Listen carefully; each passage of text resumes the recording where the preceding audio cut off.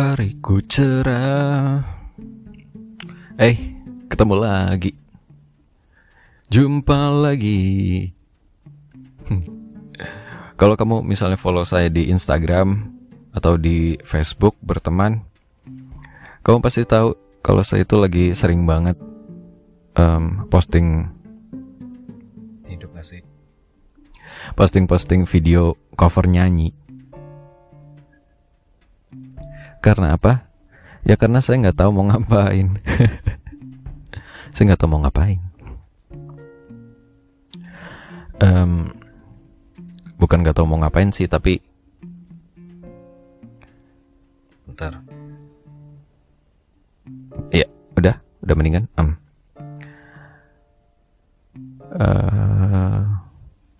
Ya pengen ini aja, pengen nyanyi. Karena sudah lama sekali saya nggak nyanyi, nggak ketemu teman-teman band. Apa itu band? Apa itu ngeband? Saya udah nggak tahu. Saya sudah lama tidak merasakan atmosfer deg-degannya bagaimana menunggu giliran tampil, ada di depan penonton, yang mana waktu itu saya adalah lead, ya, vokal. Terus teman-teman saya itu hanya berfungsi sebagai player, ya, pemain musik, bukan performer. Jadi mereka itu fokus ke alat masing-masing, fokus ke teknikal masing-masing gitu. Caranya biar nggak fales tempo, nggak fales ini gimana. Jadi mereka tidak mau nonton ini, nggak mau ngeliatin penontonnya. Jadi sebagai lead saya harus menunjukkan beberapa atraksi kayak gitu. Jadinya harus terlihat malah kok asik sendiri nih orang, yang lainnya biasa aja gitu. Saya selalu defensif gitu ya. Bukan saya yang terlalu agresif, teman saya yang nggak tahu porsinya kalau di panggung itu sebagai performer. Saya mau ngobrolin sesuatu. Jadi kemarin tuh kepikiran. Tiba-tiba kalimat ini ada di kepala gitu. Kayak apa ya? Lupa. Bentar. Intinya itu merujuk ke kalau bisa nyanyi belum tentu bisa jadi performer atau penampil. Oh iya, saya nemu meme. Bisa nyupir belum tentu bisa mengendarai. Itu dari Perpustakaan Nasional apa ya? Ya, nemu meme itu, lalu saya kepikiran, oh iya, bisa nyupir belum tentu bisa mengendarai. Mungkin di pikiran saya artinya, mungkin orang itu bisa bawa kendaraan, tapi belum tentu dia bisa ngontrol kendaraan yang dia bawa. Itu bisa berjalan enak atau bisa berjalan sesuai dengan yang diharapkan. Tentu saja bukan yang diharapkan dia doang, tapi diharapkan sama yang penumpang yang di belakang, di samping kayak gitu. Terus karena lagi kepikiran soal band dan musik, ya jadi ini ya, bisa nyanyi belum tentu bisa jadi performer, atau juga sebaliknya, bisa jadi performer belum tentu nyanyinya bagus. Ya gak sih? Kan ada beberapa tuh yang public figure atau musisi yang saat ini lagi naik. Kayaknya dia nyanyi gak bagus-bagus amat ya, tapi lagunya hype, tapi lagunya banyak yang suka gitu. Ya jadi kepikiran. Dan juga ini ada beberapa orang yang teknik vokalnya bagus, nyanyinya bagus, mungkin lagunya kurang masuk ke selera orang banyak di eranya mungkin ya. Jadi nggak mendapatkan banyak perhatian atau atensi orang lain. Padahal secara teknikal dia bagus banget. Berarti ada faktor X dong, faktor yang memikat. Jadi hasil akhir itu belum tentu juga soal teknikalnya bagus apa enggak. Kadang-kadang yang teknis kurang rapi, tapi ada faktor X-nya gitu, yang buat orang mau tahu dan mau denger atau mau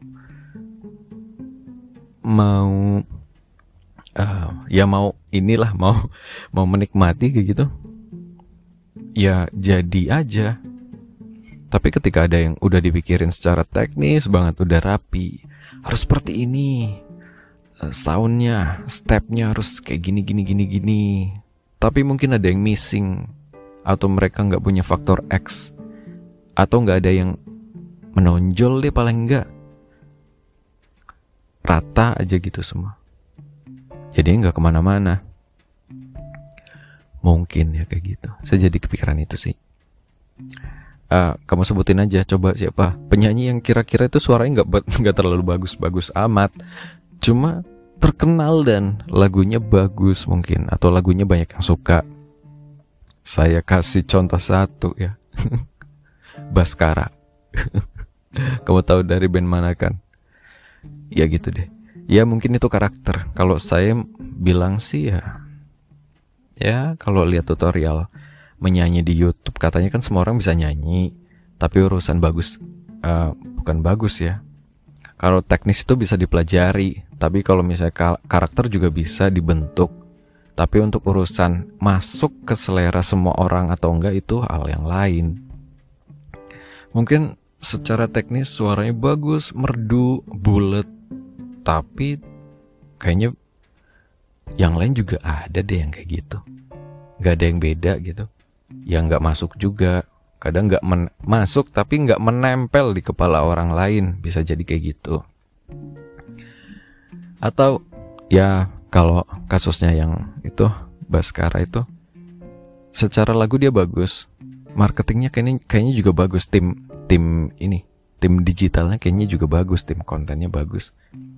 Dia juga punya visi dan konsep gitu. Ketika diwawancari juga kayaknya dia emang mikirin banget apa yang dia buat. Tapi kalau secara teknik vokal, ya dia nggak terlalu bagus sih kalau live gitu.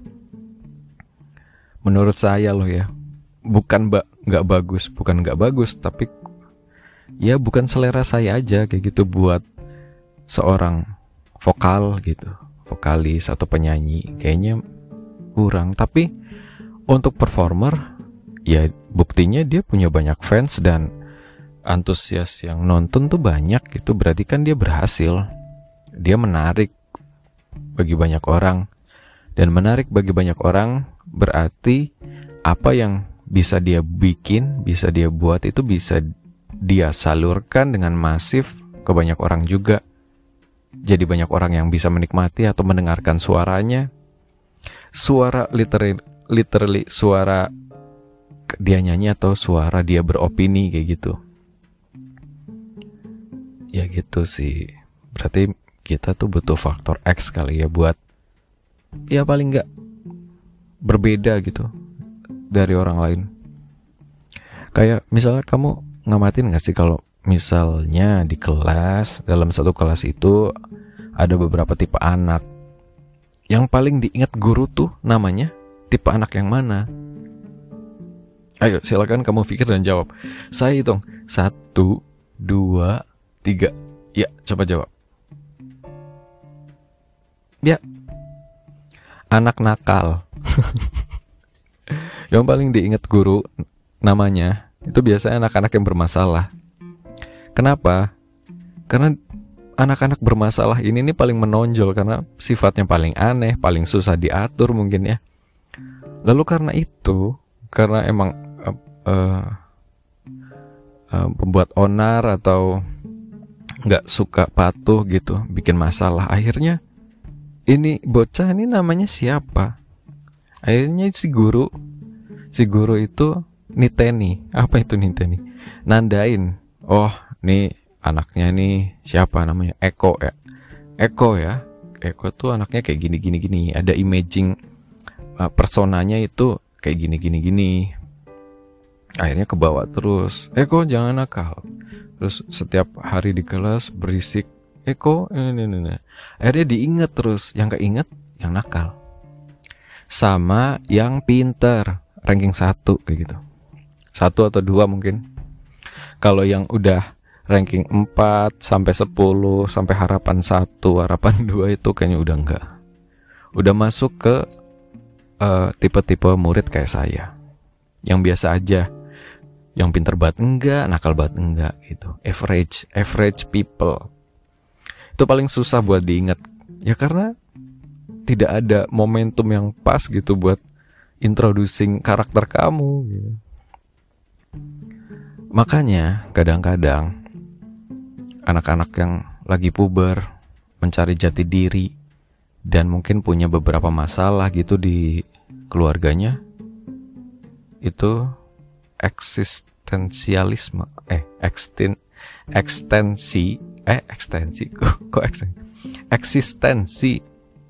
eksistensi atau kebutuhan buat dianggap ada, eksis itu lagi dibutuhin banget. Mereka tuh dilihat, mereka dijadiin titik spot bintang gitu, dilihat paling nggak sama orang tuanya, sama orang sekitarnya, lalu lagi cari jati diri, yang mana anak-anak seperti itu akan cari idola, dan sudah pasti kemungkinan besar akan meniru apa aja yang idola itu lakuin. Dari gaya baju, gaya rambut, gaya bertutur, bahasa tubuh mungkin, apa yang dilakukan, apa yang dibaca, apa yang dimakan, apapun akan mereka tiru karena mereka into ke sosok itu, pengen banget jadi sosok itu, idolanya mereka. Yang ngeri kalau misalnya mereka itu salah nyari idola, salah mengidolakan orang. Ya saya nggak mau ngejelekin beberapa tokoh internet ya. Sekarang banyak banget tokoh internet, artis TikTok, artis Instagram, siapa lagi gitu, tapi followernya banyak banget. Mereka itu mungkin nggak terkenal di TV, tapi mereka itu punya andil ditiru gitu sama anak-anak atau sama orang yang lihat. Ya orang yang lihat kalau dewasa mungkin sudah bisa berpikir ya, ini serius atau enggak, ini iya apa enggak gitu. Tapi kalau bocah, kan kemungkinan besar mereka masih nyari.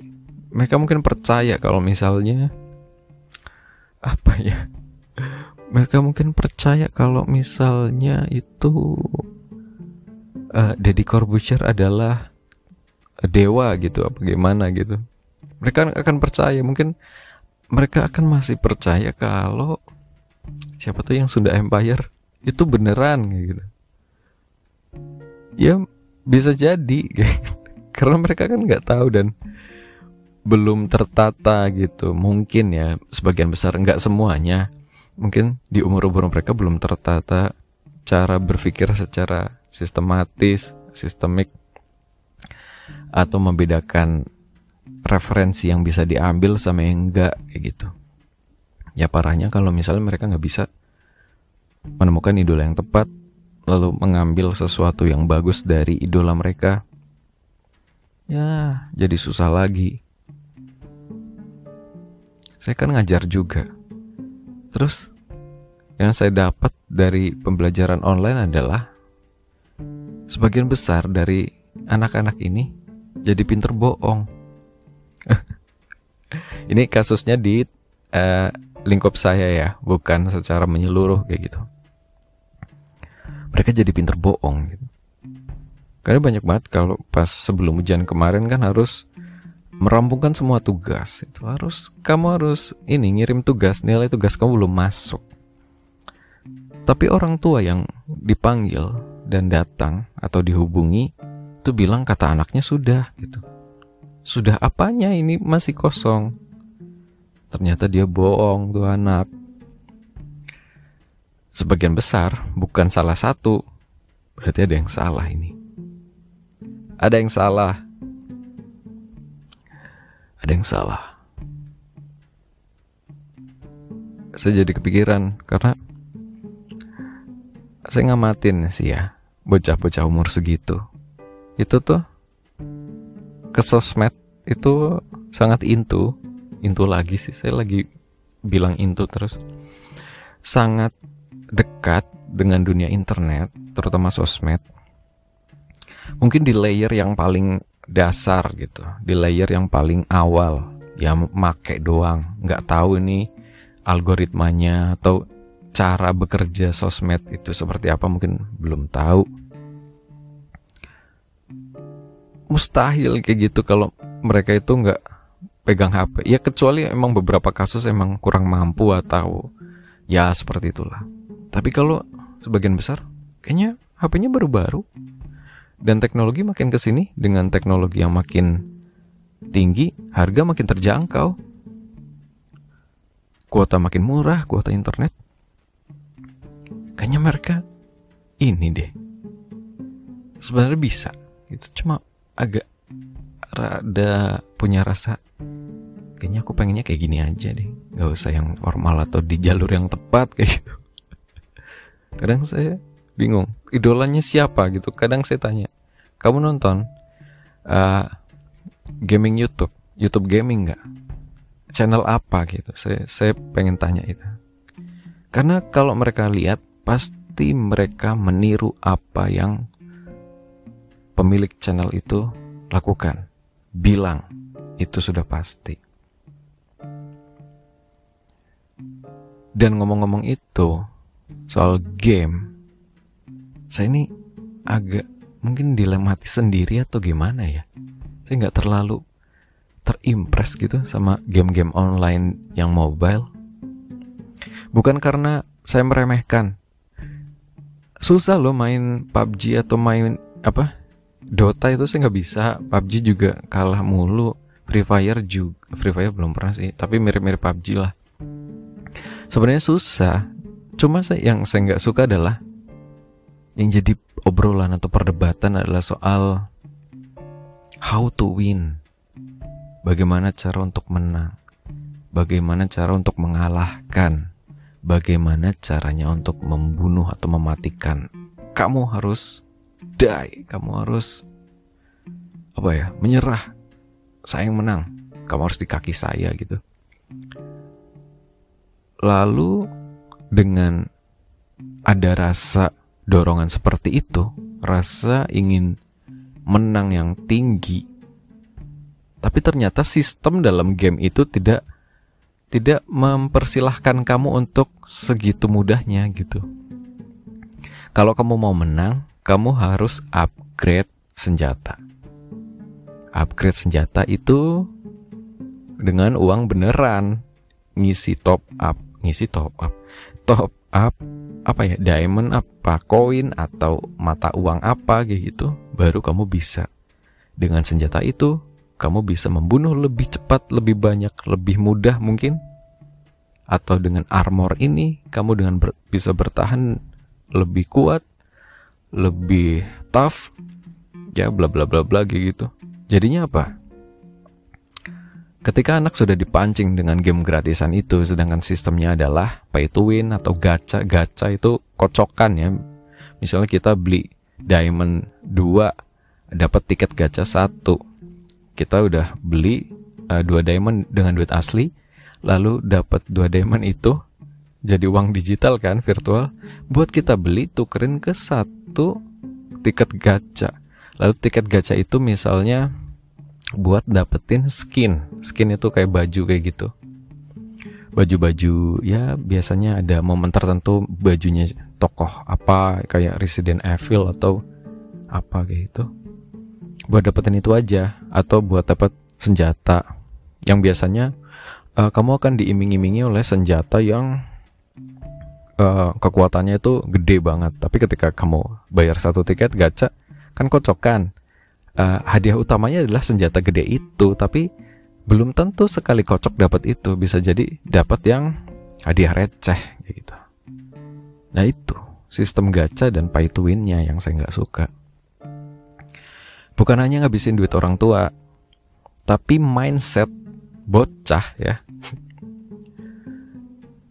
Saya takut kayak gini, mereka jadi nggak bisa kolaborasi kayak gitu. Mereka jadi berpikir, Saya harus menang dan untuk menang saya harus mengalahkan orang lain. Iya gak sih? Kayak gitu. Iya gak sih? Bisa gak sih kita menang bareng-bareng? Ya kalau dalam perlombaan yang ada tingkatan juara 1, 2, 3 mungkin iya, kamu harus mengalahkan yang lain. Tapi perlombaan bukan cuma soal itu. Kamu bisa menang bareng-bareng dalam lingkup tertentu, dalam hal tertentu misalnya. Bisa bekerja sama, kolaborasi, bukan berkompetisi. Lalu yang saya takutin lagi, normalisasi sebuah judi online. Dulu kan, kalau mungkin kita tahu judi online poker ini, ya masih ada sih sekarang sih, saya tahu sih. Poker apalah yang dulu-dulu, togel apa itu, ya masih ada. Cuma, game ini memberi kesan sama saya atau beberapa orang lain jadi kesan soft banget. Ini judi, cuma kan gamenya gratis nih. Ya silakan kamu main game, tapi di dalamnya ada judi. Kayak GTA 5 online misalnya, kayak gitu kan. Ya silakan install gamenya secara gratis dan hiduplah dengan kehidupan di sana. Dan untuk menyelesaikan kehidupan di sana, mempermudah urusan di sana, kamu harus dipersenjatai sesuatu, dilengkapi baju segala macam, dan kamu harus bayar beneran untuk hidup di online gitu. Dan itu gacha itu judi. Karena ada yang bikin konten untuk mendapatkan berapa misalnya armor yang lagi top banget gitu, itu harus menghabiskan berapa kali tiket gacha. Dan kalau ditotal dengan uang beneran bisa sampai 10 juta, 20 juta, berapa juta kayak gitu. Itu duit beneran loh. Dan pangsa pasar mereka adalah bocah yang masih minta duit orang tuanya. Kan ada beberapa kasus juga bocah yang ngambil ini data kartu kredit orang tuanya, atau yang kemarin orang tua yang marah ke kasir Alfamart atau Indomaret gara-gara anaknya itu top up sesuatu. Yang salah anaknya, bukan kasirnya. Kasir kan melayani pelanggan, mintanya apa ya saya kasih, kayak gitu. Jadi orang tua itu harus belajar ya, mengikuti perkembangan kehidupan anak. Dan era-era sekarang kayak gini, gaming, digitalisasi, jangan dianggap nggak penting, ini sesuatu yang nggak bagus. Bukan sesuatu yang nggak bagus. Kita harus ikutin biar kita tahu cara mainnya ini kayak gimana sih. Biar anak kita nggak terjebak dalam ini tuh harus gimana. Kita harus tahu gitu. Nggak mungkin kan kita komentar soal permainan bola misalnya, sepak bola, tanpa kita tahu rule sepak bola itu seperti apa, atau tanpa kita pernah nonton permainan bola, pertandingan bola, atau tanpa kita pernah nendang bola kayak gitu. Kita kan jadi kurang merasa feel-nya gitu, nggak tahu beneran seperti apa. Tuh kucing ngapain?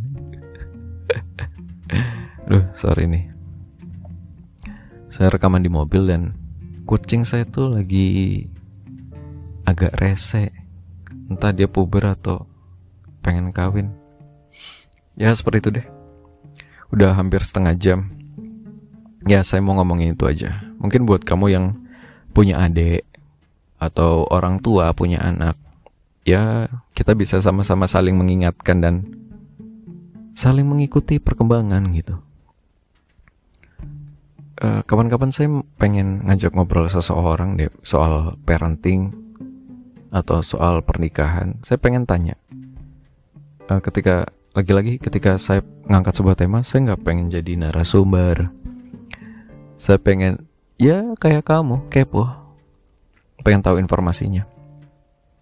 Jadi kita ngulik bareng gitu. Karena saya capek coy. Saya nggak mungkin ya orang bisa dengan pekerjaan yang seperti ini atau dengan kegiatan seperti ini harus bisa semua hal gitu. Nggak mungkin, susah. Oke, semoga sehat selalu, jaga kesehatan, jaga kesehatan, jaga keluarga kamu. Keluar kalau seperlunya aja. Gitu. Nggak usah main-main kejauhan. Kau mungkin belum menemukan sesuatu yang tepat kayak gitu selain jalan-jalan. Ya sekalian berhemat, ini kan pandemi ya. Kebutuhan akan tes swab dan multivitamin tuh kan banyak. Ya ditahan lah, nafsu ditahan gitu. Jangan selalu diturutin, alih-alih jadi motivasi.